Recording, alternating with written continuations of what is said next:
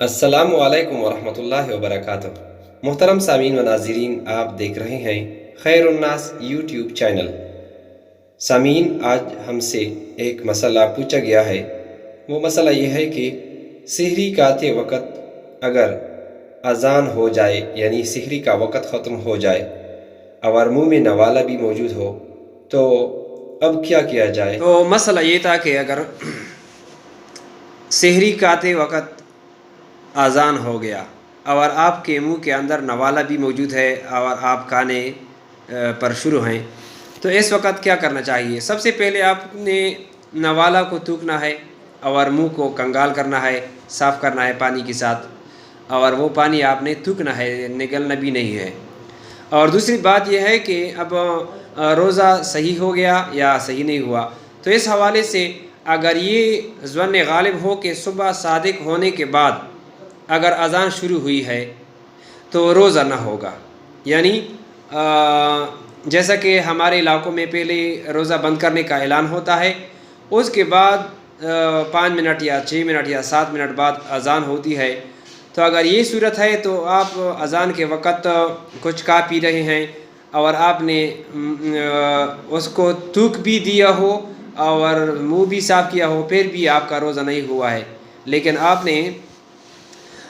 دن کے وقت کچھ کھانا اور پینا نہیں ہے، کیونکہ روزے کی آپ نے احترام کرنا ہے۔ اور دوسری بات یہ ہے کہ اگر حالت شبہ ہو، یعنی ایسے علاقے جہاں پر اذان اور روزہ بند کرنے کی اعلان میں وقت نہیں دیا جاتا ہے، ادھر یعنی روزہ بند کرنے کا اعلان ہوتا ہے اور ساتھ میں اذان بھی ہوتی ہے، یا بعض علاقوں میں ایسے ہوتے ہیں کہ روزہ بند کرنے کے لیے کوئی اعلان نہیں ہوتا ہے مگر فوراً اذان دی جاتی ہے، تو اب دیکھا جائے گا کہ اذان صبح صادق کے بعد ہوئی ہے یا صبح صادق سے پہلے ہوئی ہے۔ اگر اذان صبح صادق کے بعد ہو چکی ہے تو اس صورت میں آپ کا روزہ نہیں ہوا۔ ہاں، اگر اذان وقت سے پہلے ہو چکی ہے تو اس صورت میں روزہ باقی ہے، آپ نے اس کے بعد کچھ بھی نہیں کھانا ہے، روزہ ہو جائے گا۔ لیکن اگر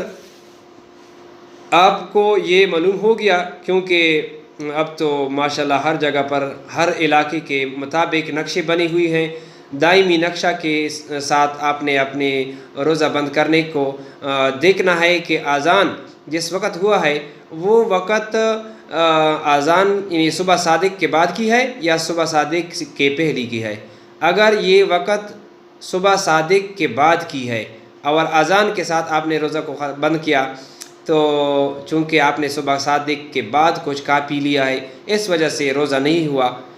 اور اگر یہ صبح صادق کے پہلے ہو چکی ہے تو روزہ ہو جائے گا اور اس کے بعد کچھ کھا پینا نہیں ہے۔